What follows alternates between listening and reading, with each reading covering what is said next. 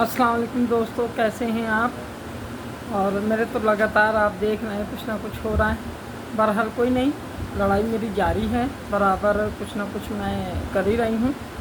और इंशाल्लाह जल्दी ही कोई आपको अपडेट दूँगी वक्फ बोर्ड के बारे में। और एक बहुत ज़रूरी बात आपको पता भी होगी, अब मेरे बताने से कोई ये तो नहीं है कि नहीं पता होगी। तो आप ये सब जानते होंगे कि वक्फ बोर्ड में करप्शन तो लगातार होते रहे हैं और होते हैं, आज भी होते हैं। जिसकी भी सरकार होती है उसके मंत्री भी करते हैं, सब जो भी वक्फ बोर्ड का मिनिस्टर बनता है वो भी करता है, और साथ में वक्फ बोर्ड के जो अधिकारी हैं वो भी करते हैं, सभी होते हैं। बहरहाल मुंबई में मुकेश अंबानी का जिस जगह पे बंगला है, 27 मंजिला इमारत है, उसमें बहुत ऐशो आराम के सामान हैं उनके। तो उसके बारे में कहा जाता है कि एक तो उस पर सुप्रीम कोर्ट में ऑलरेडी केस चल रहा है उसके ऊपर। तो उसकी ये सच्चाई है, हकीकत भी है कि वहाँ 1910 में एक यतीम खाना बना था। यतीम खाना था जो किसी ने वक्फ की थी जगह, उसमें बना था वो यतीम खाना।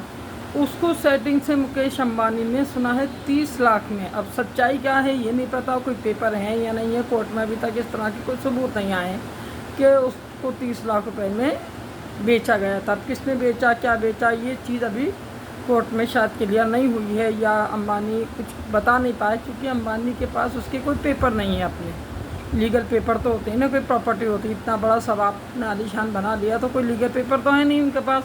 तो अभी तक कोर्ट में मुकेश अंबानी आए नहीं और साबित नहीं कर पाए, तो लिहाजा वो खुद वक्फ की प्रॉपर्टी पर कब्ज़ा करे बैठे हुए हैं और बहुत ऐशो आराम की ज़िंदगी काट रहे हैं वहाँ से। तो उनको मैं कहना चाहती हूँ कि आपको शर्म आनी चाहिए।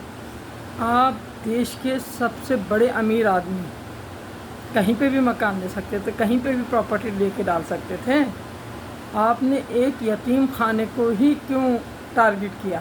वहाँ यतीम बच्चे रहते, उनका फ्यूचर बनता, उनकी एजुकेशन होती, बहुत सी चीज़ें होती, उनकी परवरिश होती, तो कितना बेहतर होता। लेकिन आपने क्या, उस मुंबई में आपको सिर्फ एक ही जगह मिली थी और जगहें नहीं थी मुंबई में, जो आपने उस यतीम खाने पर कब्ज़ा किया और उसमें अपना ये लाल किला बना के 27 मंजिला तैयार कर लिया। तो उसमें कितने लोगों की हाई लगी होगी। तो मुकेश अंबानी जी, अब आपकी जानकारी के लिए मैं बता दूं, मैं इसमें सुप्रीम कोर्ट में भी आऊँगी इस मामले में।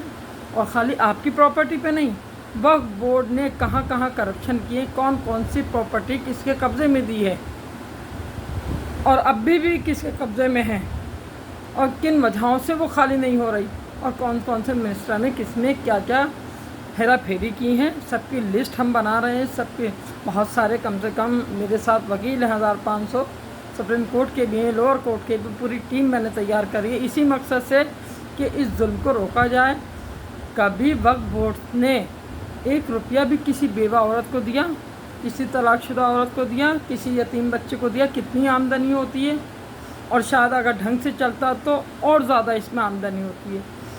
और सुनने में ये आया है, सबूत पाए गए हैं कि वक्फ बोर्ड को कुल 200 लोग चला रहे हैं साहब, कुल 200 लोग। और 200 लोगों की पता आमदनी सालाना कितनी है वक्फ बोर्ड से? 200 करोड़। अब आप समझ सकते हैं वो 200 करोड़ का कहाँ ये लोग यूज़ करते हैं।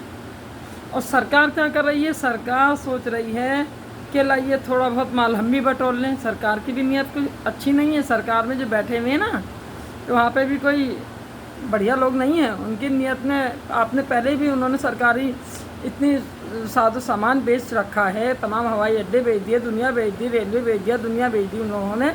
तो उनसे भी कोई ख़ास उम्मीद नहीं हो। वो में मुसलमानों के हक़ की बात कर रहे हैं। शर्म आनी चाहिए भाई, बीजेपी वालों शर्म करो।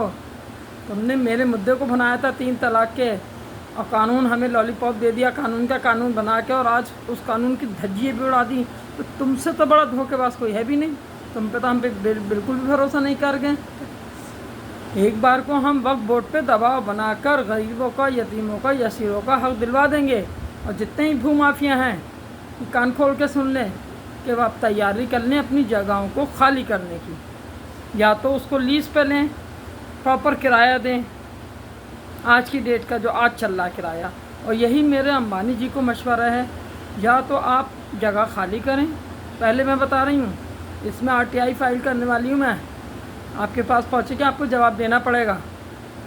कल या परसों मैं RTI में लगाऊंगी और उसमें आपको जवाब देना पड़ेगा, वक्फ बोर्ड को भी जवाब देना पड़ेगा, और साहब जो जितने ही भू माफिया हैं मुकेश अंबानी से लेके और जितने भी छोटे बड़े सबको जवाब देना पड़ेगा इसमें कि आपके पास इस तरह की प्रॉपर्टी कहाँ से आई, कब ली, किसने दी, कितने पैसों में दी, कैसे हुआ कब्जा, ये सारे राज बताने पड़ेंगे। देश का मुसलमान अब जाग चुका है, पढ़ा लिखा मुसलमान है, सब समझता है, सब अपने हुकूक को जानता है। ये जो प्रॉपर्टी है ये गरीब की धरोहर है, अल्लाह का इस पे हक़ है, यतीम लोगों का हक़ है, यसीर लोगों का हक़ है, बेवाओं का हक़ है, गरीबों का मोहताजों का हक़ है, ना कि मुकेश अंबानी जैसे जो है बिजनेसमैनों का, जो अरबों खरबों पता नहीं कितना रुपया रोज़ कमाते हैं, उन जैसे लोगों की नीयत इतनी छोटी। तो मुकेश अंबानी जी अब आप तैयारी कर लें कोर्ट में आने की। सुप्रीम कोर्ट में जल्दी ही PIL आपके ख़िलाफ़ भी आने वाली है। और ये मत सोचना कि पहला केस पड़ा हुआ उसको आपने रफा दफा करा दिया या ठंडा कर दिया, ठंडे रास्ते में डाल दिया, ऐसा कुछ नहीं होगा। अगर यहाँ से मुझे कामयाबी नहीं मिली तो कान खोल के सुन लें माफिया, मैं इंटरनेशनल कोर्ट तक जाने की तैयारी में हूँ। गरीब हूँ, मामूली सी औरत हूँ, लेकिन जज्बा रखती हूँ लड़ने का, और लड़ी भी हुई। सबने देखा ट्रिपल तलाक पे किस तरह से आंदोलन किया। भले ही गंदी राजनीति की बीजेपी ने, ड्रामा करा साथ देने का, आज उसके रिजल्ट भी सामने आ रहा है कि उस कानून की धज्जियाँ उड़ा दी, उसमें कोई सज़ा नहीं हो रही। अब पहले हमने मेहनत करके कानून बनवाया, ये सोचा कि सरकार हमारा साथ दे रही है, सरकार ने साथ नहीं दिया। सरकार ने सिर्फ मुस्लिम औरतों को वक्त अपने वोट बैंक के लिए ये कानून बनाया था कुछ दिनों के लिए कि बाद में हम इसको ठंडे बस्ते में डाल देंगे, इस कानून को रद्द कर देंगे, और वो किया भी इन्होंने। इनको कोई मोहब्बत नहीं है किसी से, कोई उनसे नहीं है, इनको मतलब है मुकेश अंबानी से और अपने आप से कि हमारे पास दौलत कहाँ से आए। मुकेश अंबानी इलेक्शन लड़ने के लिए कहा कैसे पैसा दे, तब पहले तो इन्होंने किसानों की ज़मीनों पर हमला बोला, उसके पॉलिटिशियन